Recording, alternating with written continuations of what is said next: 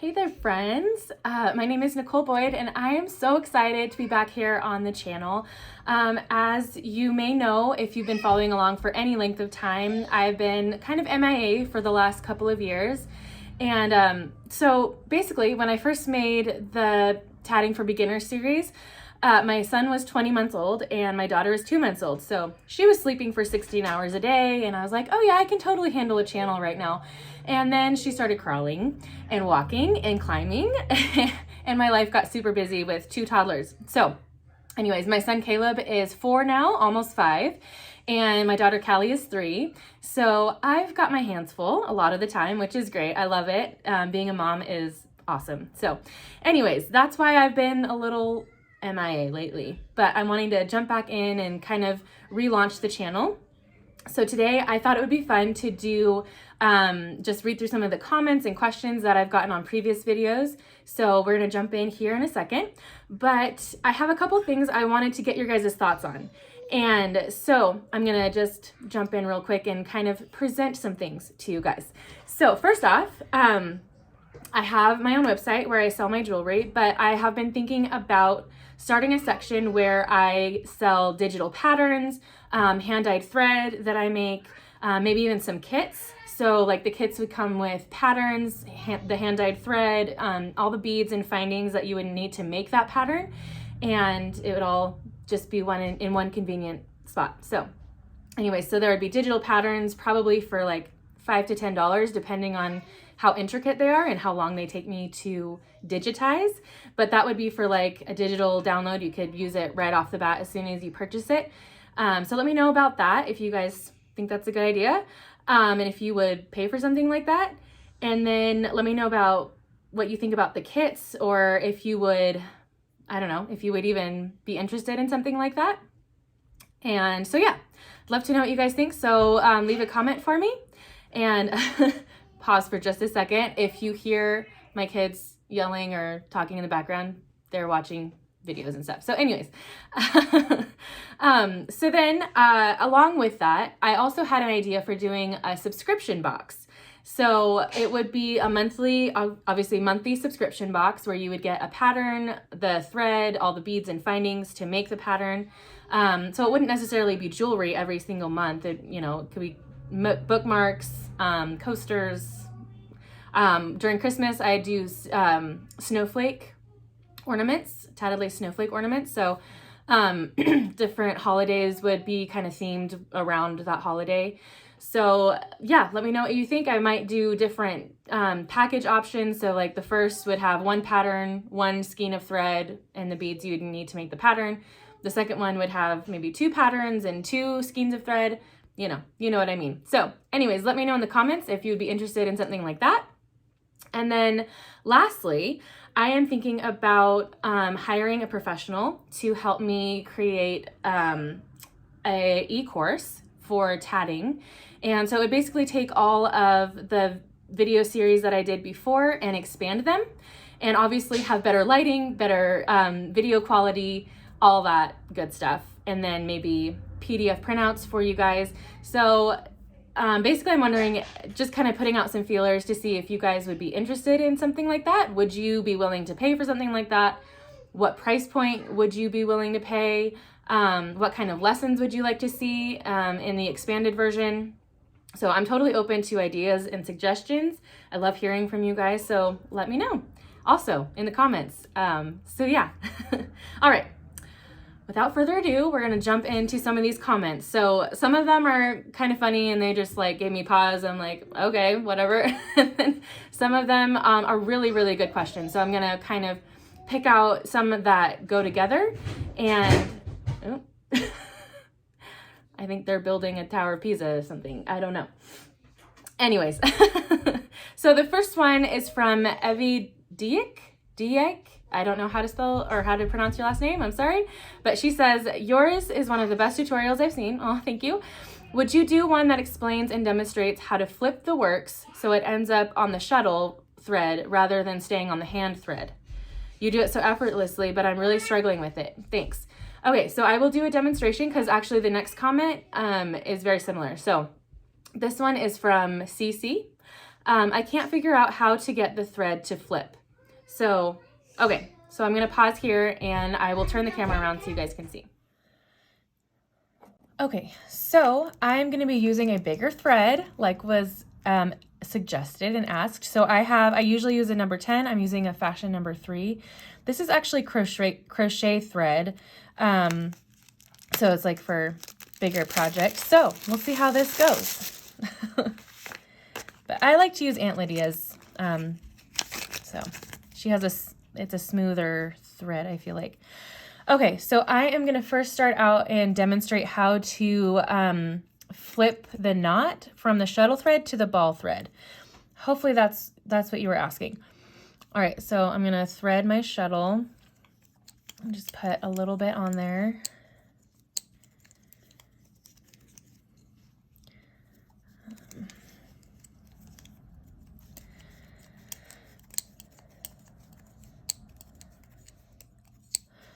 Okay, just put a little bit on there. Oops. Hopefully my crochet hook will work because I'm using a number 8, which is a 0.9 millimeter. So we'll see how this goes here. Bear with me. Okay, so I've got my ball thread and my shuttle. And so I'm just going to make a ring to show you guys this. All right, so we're just gonna start out and we go under, over, and that is what makes our knot. And then pull this one tight, and then you just bring your fingers up, and that is how you tighten the knot, okay? And then you're gonna go over, under. There's the knot. Hopefully you guys can see that real good. And bring it tight. And that is your first double knot. Okay, so I'm just gonna do that a few more times and just real slow. There's our knot. Pull it tight.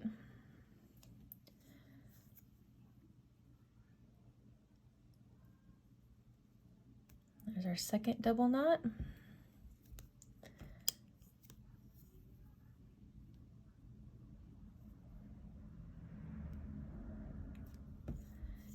And our third. Okay. One more time.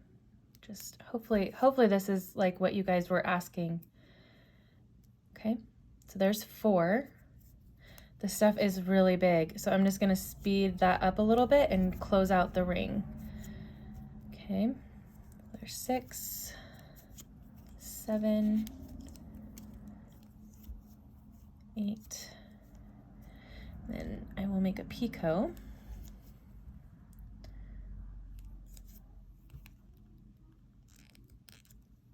Okay, so there's a picot. And I'll just do like 4 more.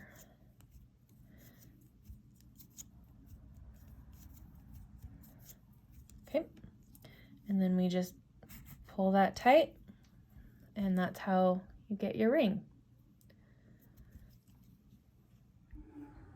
All right, cool. Hopefully that helps you guys. And yeah, just keep practicing. Honestly, it takes a lot of practice. So, all right, our next comment is from Mary Jackson. Do you have a video on how to read tatting patterns or the abbreviations for tat patterns? Thanks, I can practice now watching your video. Okay, cool. So I'm gonna put the link to that video in the comments, and it's about how to write your own patterns.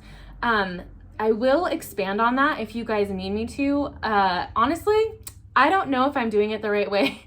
This is how I do it, and it just seems easier for me to read and understand. So if you want to check out the video, you can. And if I need to expand that video and maybe just do a more in-depth, I can do that. So let me know in the comments if that would be helpful for you guys.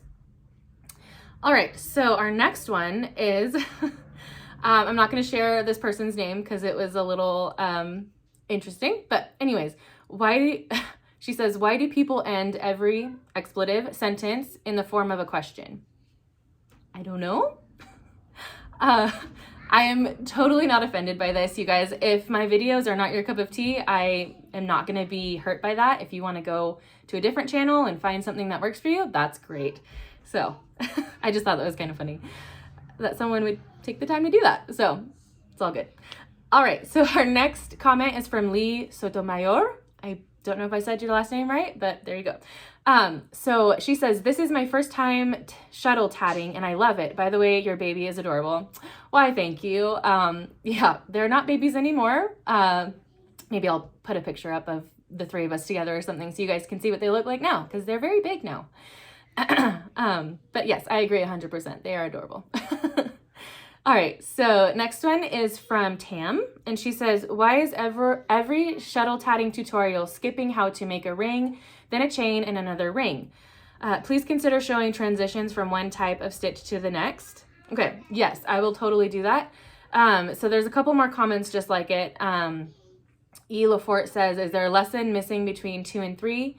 You went from showing how Picot is made to lesson 3, a ring connected by 2 picots. How did the first picot get attached to the ring? And then another one from Cheryl Styler, how do you get the chain onto the rings? So this tells me, obviously, I missed a step for you guys. I just assumed or forgot, like, this is how you do a ring, connect it with a chain, do another ring. And so I'm going to pause and I will show you guys how to do that. Okay, so I am going to show you guys how to make a ring and then a chain and then another ring and connect them. So we're going to wrap the thread around our left hand and then just make a ring. So I'm going to do 3 stitches and then a picot, 3 stitches, a picot, 3 stitches, a picot, and then another 3 and close it out. All right, so there's my 3, and then picot, and we'll do another 3,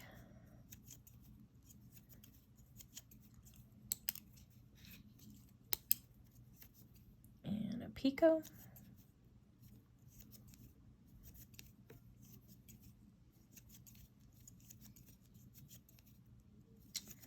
right, there's another 3, and then another picot. And then I'll do my last 3 here. Okay. And then close it. All right, so there's my ring. All right, and then you're gonna hold your ring in your left hand and you're gonna wrap the thread around.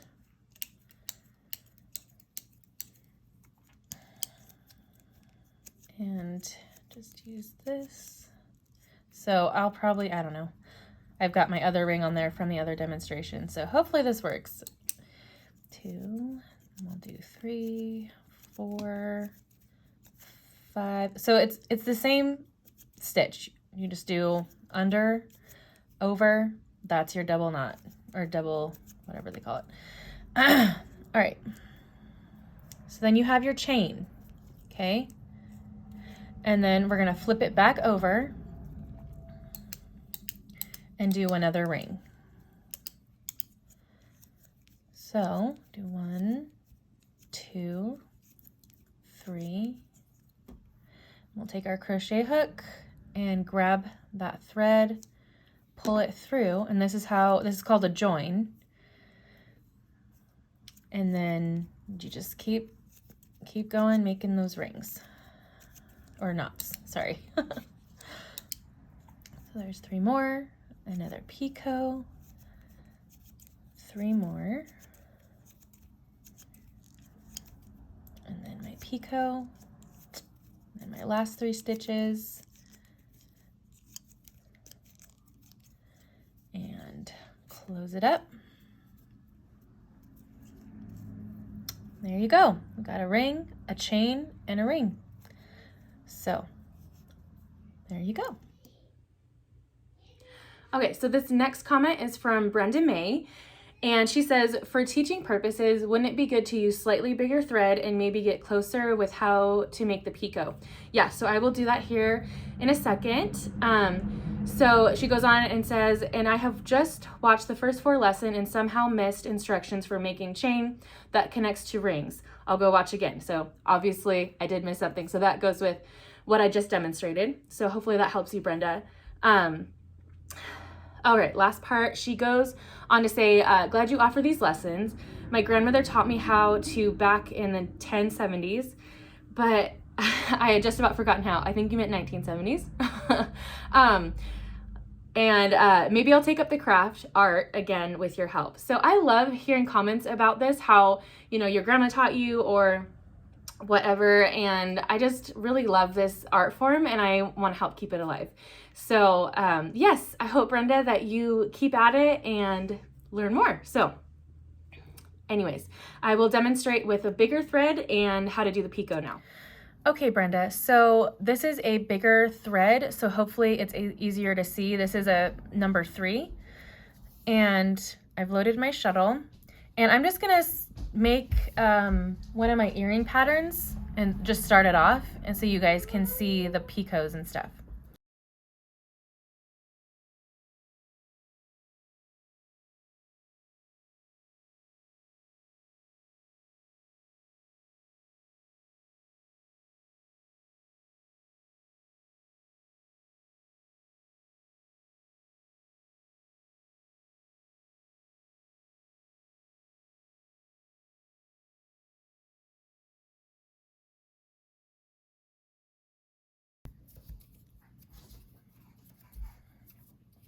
Okay, so I just did 8 stitches here, and I'll try to get as close as I can for the picot. So just hold it tight in the thread, and this does get easier with practice. And I like to put my little point in the picot, and as I'm pulling it tight, and that will help it keep its shape. And then you just close it out with the over under. Okay, so that is how you do the picot. And then I did 8 stitches, so I'm gonna just do 8 more on this side. So that's 2, 3, 4, 5, 6, 7, and 8. And then I'm just gonna close it up, okay? Kind of resituate it. So, I don't know, hopefully that helps, Brenda, with the bigger thread. And then obviously I did answer your question about the chain or the ring, chain, ring, and how you get the rings to connect. So, yeah. All right, so our next comment is from Jean Wyman, and she says, tatted decorated Christmas balls, exclamation point, info. Okay, so I think I mentioned this in one of my first videos. I honestly don't remember. But so I have made some different patterns for Christmas ornaments. They are not the kind, like some of them, if you've seen maybe on Pinterest or something, they have like a Christmas ball and then tatted lace around the top that kind of like drapes over the Christmas ball. I have not ever made one of those. I haven't gotten around to that yet. But I do make tatted lace snowflake ornaments, and so I will put up a picture so you guys can see those. I do them just with plain thread, and some of them I actually put essential oils beads in them so that you can do different scents for Christmas. And I created these for people who do fake Christmas trees. And so you can do like pine essential oils, juniper, citrus is really good. And, you know, so if you still want that pine scent, for Christmas, then you can, you know, just put essential oils on the tatted lace snowflake ornaments and still get that Christmassy scent in your home, without all the pine needles and yuckiness that you have to clean up, and remembering to water the tree and all that good stuff. So, if you guys are interested, like I talked about before, you know, I could put up some snowflake ornament patterns for you guys for digital download. I could do like a kit. So let me know if you're interested in something like that, and maybe I'll launch that around October, November sometime, and that'll be available for you guys. So, all right, so our I have 2 more comments. So our next one is from Kathleen 8 Idea, and she says, hi, I'm having trouble if I have to turn the work, like for example, when I tat a ring, a chain, and a ring, when will I turn if not? So I'm not really sure. It kind of just depends on the pattern. I probably have to see that to really understand what you're looking for as far as help. But I can demonstrate how to turn your work here. So I will pause and do that really quickly for you. Okay, Kathleen. So I'm gonna try to answer this question for you about turning your work. I'm not sure if this is exactly what you're asking, but hopefully this helps you. So I have just an earring pattern that I've made a lot in the past. And so at this point, I need another ring right here instead of a chain. So really all I'm gonna do is just flip my work over, and I'm gonna move my ball thread down, and then I'm gonna just start doing another ring. It's literally that simple. So for this pattern, I'm gonna do 8 stitches. 4, 5, 6, 7, 8. And then usually I put beads right here, but my beads are too small to put onto this thread. So I've got 1, 2, and then I'm going to do another picot because I'm going to join another ring to this. And then 2 more. Okay, so then we'll close that. And that's literally all you have to do is turn your work. You just flip it over. And then I'll just do one more ring here.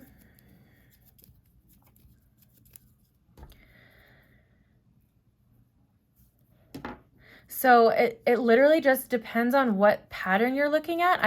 If you are still having trouble, Kathleen, you can always, I don't know, send it to me, send a picture in the comments, or email me at info@wonderfullyfashioned.com, and I will try to answer that for you. I can put my email in the comments for you so that you guys can send questions that way as well. But yeah, hopefully that is helpful. And with the reading of patterns, the patterns that I write, I don't know if they're like the traditional way I write them, the way my brain works, I guess. So I label rings like R1 for ring 1 or R2 for ring 2 and do it that way. So I've got these 2 rings here. I'm going to flip my work again. So I'm going to turn it so that the chain faces this way. Instead of if I did it here, it would come out like this in a arc. So I want it to face into the work. So hopefully that makes sense.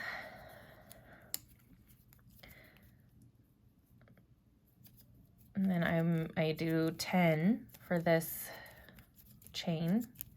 4, 5, 6, 7, 8, 9, 10. And then I'm gonna flip it again because I want this ring to join over here in this picot. So anyways, it takes some practice. Hopefully that answers your question. All right, Kathleen, hopefully that was helpful for you. Let me know if you have any other questions around turning your work. Hopefully that was what you were asking.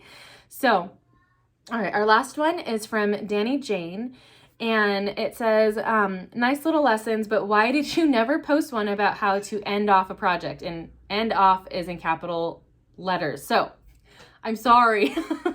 Obviously, again, I missed something. So I will try to expand that if I do like an e-course or something. But for right now, I will pause and demonstrate that for you.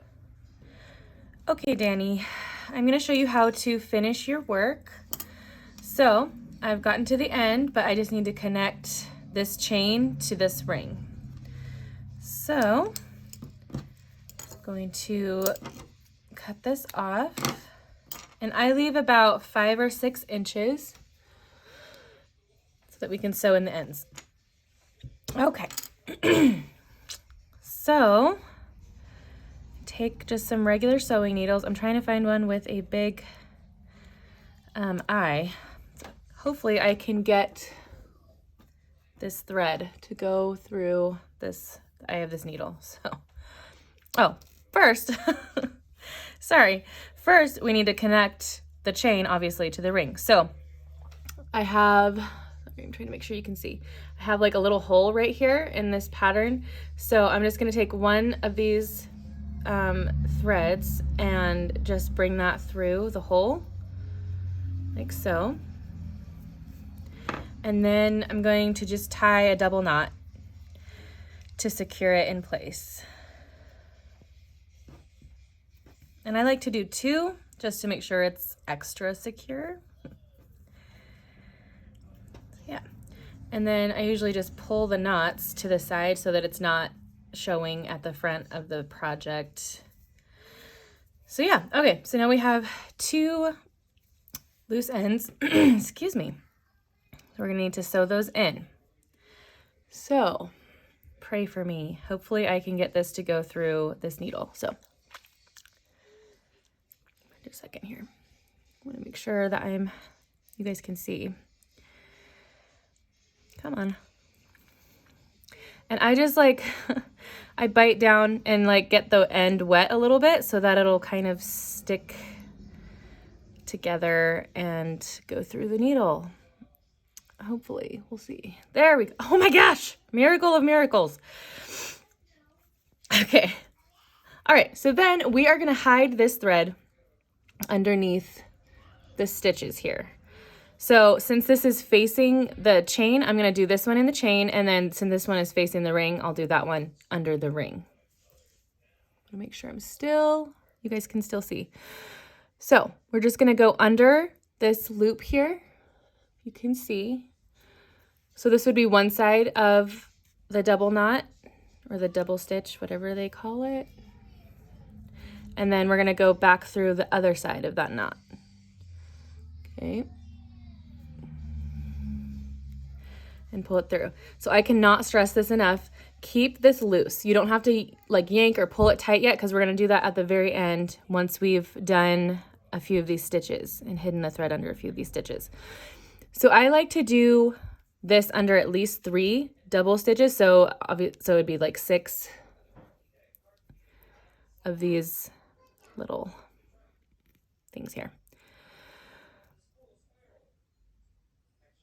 There we go. Kind of have to wiggle it around a little bit sometimes. So there's 5 and 6. If you do have a picot or a bead in your chain, then you can, hide it under that because that'll make it even less noticeable. So yeah, you can kind of see that that thread is hidden under there. So then when you're done, you're just going to pull tight on this thread and it'll make all of the, there we go, see. Sorry, I'm trying to think of how to explain this, but basically it's tightening all of this so that you can't see the thread underneath. So then we just cut the excess off and you can kind of wiggle it around a little bit and get it to go all the way under. As you can see, hidden thread. Can't even barely see it unless you're looking for it. All right, so fingers crossed I can do this again. I don't usually use this big of thread, but this is working good. Oh my gosh, I did it again. I'm so good. Sorry, I have to encourage myself over here. All right, so now this time I'm gonna go through the ring. Okay, and this time I am gonna go all the way to the picot so I can show you guys because it just gives it a really nice finish. So, gotta make sure I'm in the camera again. There we go. There is another trick to hiding your thread, and it's like before you even cut the ends off. It's called like the magic hidden thread trick or something. I've watched it hundreds of times on YouTube, and I've tried and tried and tried, and I cannot get it to work. My thread always breaks, or the ring won't close, or I don't know. It's just, maybe I'll have to try it again because I haven't tried in a few years. I've just been sewing in my ends like this because it's easy and doesn't take too much time.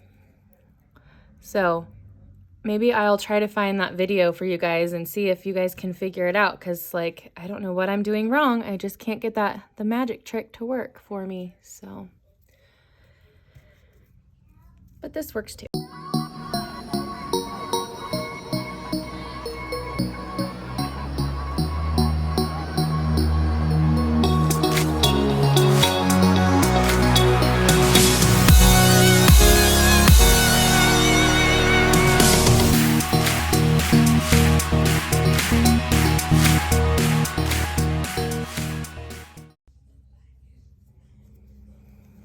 Okay, so I've reached the picot, and now I'm just going to sew in right here. And then this is where I will cut off the excess, because then that end of the thread will sit under the picot. So then you're just going to hold your ring tight and pull that thread. Just give it a good yank. There we go. Reshape. You might have to reshape your ring to make sure, because I pulled it so it like stretched out. So you just reshape it a little bit. And then I'm going to cut off the excess. Make sure you don't cut off your picot. And then, like I said, just wiggle it around a little bit, and it is completely hidden under the ring thread. So there you go. That is how you finish off your project and sew in your ends. All right, guys, hopefully that was helpful for you. Again, if you have any questions or things that you're struggling with, please let me know. I will do my best to help you. And yeah, if you would, please let me know about the things I just asked you guys about at the beginning of the video. That would really help me out as I'm going forward and kind of expanding the business. So anyways, stay tuned.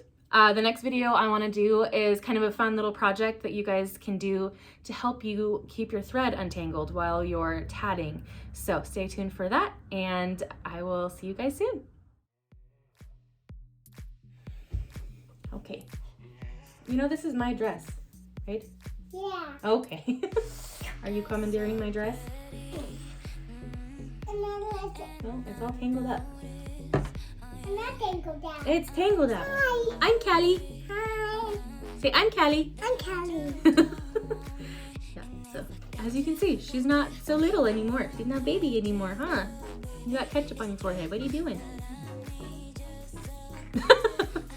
Okay, go.